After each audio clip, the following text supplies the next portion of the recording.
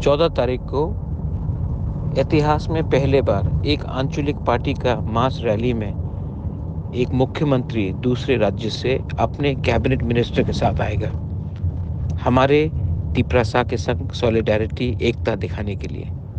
मैं आप सबको, हर वीसी से दरख्वास्त करता हूं कि आप लोग अपने कामी से, अपने गांव से, हर वीसी से बड़े नंबर में आइए खुमुलुंग सिंडिकेट ग्राउंड में और मैसेज दीजिए कि तिपरासा अभी तक हारा नहीं है, तिपरासा अभी तक इतना कमज़ोर नहीं है कि हम अपने अधिकार के लिए फाइट नहीं कर सकते हैं।